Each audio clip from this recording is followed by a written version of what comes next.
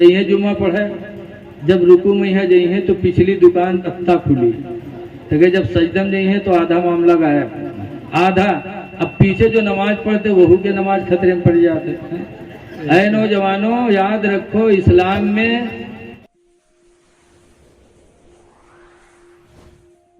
शादी होती है, शादी में हम तमाम तरह के कपड़े पहनते हैं। जी बेशक।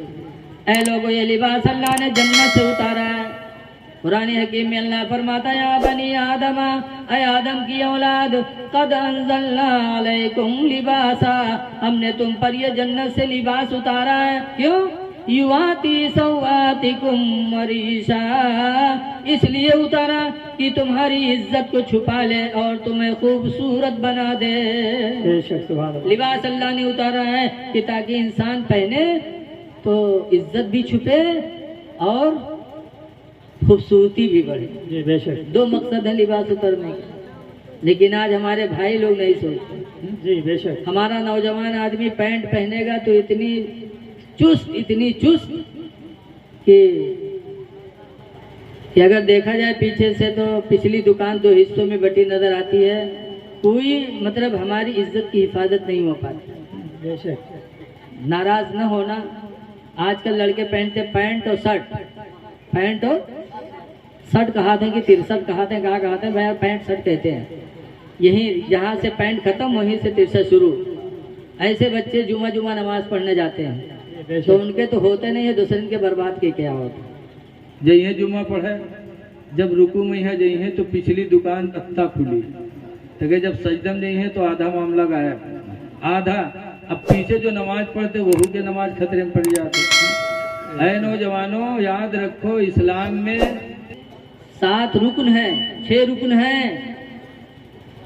उसी में एक सतरे औरत है, शर्मगाह का छुपाना, और शर्मगाह खुल गई तो नमाज नहीं होगी, नमाज टूट जाती है। बेशक। मर्द की शर्मगाह नाप से लेके घुटने तक, अब आपकी कमर खुल गई पीछे तो आपका सतर खुल गया, आपकी नमाज चली गई। है तो हफ्ता भर एक पढ़बो करो वो बेकार। तो लिबास ऐसा न पहनो नौजवानों, टखना भी खुला रहना चाहिए, इतनी लंबी पैंट न पहनो। हम लोगों को पैजामा भी इतना लंबा नहीं पहनना चाहिए कि टखना छुपे रहे, इसलिए कि ये भी गुनाह है। तकब्बुर के साथ जो टखना के नीचे पैजामा पैंट पहनेंगे, अल्लाह कयामत के दिन न उनसे बोलेगा न उनकी तरफ देखेगा और उनके लिए दर्दनाक अज़ाब होगा। हमारी माँ बहनें भी कपड़ा वो पहने जो अल्लाह और उसके रसूल को नाराज न लगे। बेशक। आजकल हमारी माँ बहनें कपड़ा पहनती हैं शादी ब्याह में, अक्सर तो शादी में गरारा चला है, गरारा है, देखे भैया,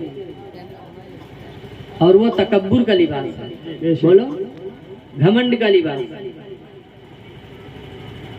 गरारा पहनेंगे उसके बाद ऐसे उठाई चलेंगे, लागत है बवंडर हो, औरत न हो बवंडर हो, चलिए तब उड़ाए ले जाइए। ये क्या लिबास है?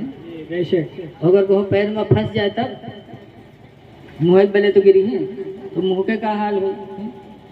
है मेरी माँ बहनों, ये लिबास ना पहनो, इसमें फजूल खर्ची भी है और फजूल खर्ची करना गुनाह है। एक गरारा की कीमत में 2 जोड़े कपड़े हो सकते हैं। बेशक। कोई इस्लामी लिबास नहीं है। लिबास पे घमंड न करो। कहने वाले ने कहा है कि अतलसो कम ख्वाब की पोशाक पे नाज़ान हो, इस तने बेजान पर खाले कफन रह जाएगा। इसलिए लिबास अच्छा पहनो, वो लिबास पहनो जिससे हमारी माँ बहनों की सतर छुपे। लिखा है कि अगर दुपट्टा बारीक पहना, नमाज पढ़ी और दुपट्टा बालों की स्याही ऊपर नजर आए तो ऐसी औरत की नमाज नहीं होगी।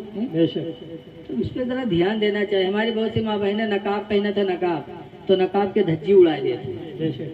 नकाब पहनेंगी और उसके बाद कमर में एक पट्टी बांधती है, इतनी बेहया लगती है। कमर में पट्टी बांधने से लागत है कि जात नहीं कहूँ डाका डाले जाते कमर बांधे।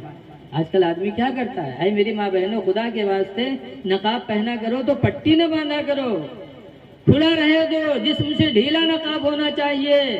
जिस मकसद के लिए अल्लाह ने लिबास उतारा है, मकसद अदा होना चाहिए। अल्लाह ताला हमारी माँ बहनों को, हमारे नौजवानों को सही समझ बूझ अता फरमाए। ये नहीं कि सिर्फ लिबास उतरा है अच्छे बने हुए हैं। जैसे कि एक आदमी बनारस गवा, अब वहाँ देखे साड़ी भी का तो अपने मेहरवा खाते साड़ी ले लिए लाल रंग के, और के मेहरवा रंग कौन रहा है, इतनी करिया की तावो फैल रहा है उसके सामने। लेकिन जब वो साड़ी लेके आवा तो देखे बहुत कुछ, जल्दी जल्दी नहाए तक उसके साड़ी पहनिस और पहन के तक अपने मर्दवा के सामने गए, कहा थे देखो हम कौन में लागे थे, तो देखे तो भाई तुम तो ऐसे लागत हो जैसे कोयला के ढेर में आग लग गए हो। जैसे इतना कहा बस वो गाली दी और साड़ी नोच के फेंक दी। ये न देखो पहले कि मैं अच्छी लगती हूँ या अच्छा लगता हूँ, बल्कि ये देखो पहले कि शरीयत के मुवाफिक मेरा लिबास है कि नहीं है। बेशक। उसके बाद दूसरे नंबर पर है अच्छा या ना अच्छा। अल्लाह ताला हमको आपको सही समझ बूझ अता फरमा दे। अस्सलाम वालेकुम वरहमतुल्लाहि वबरकातुहू।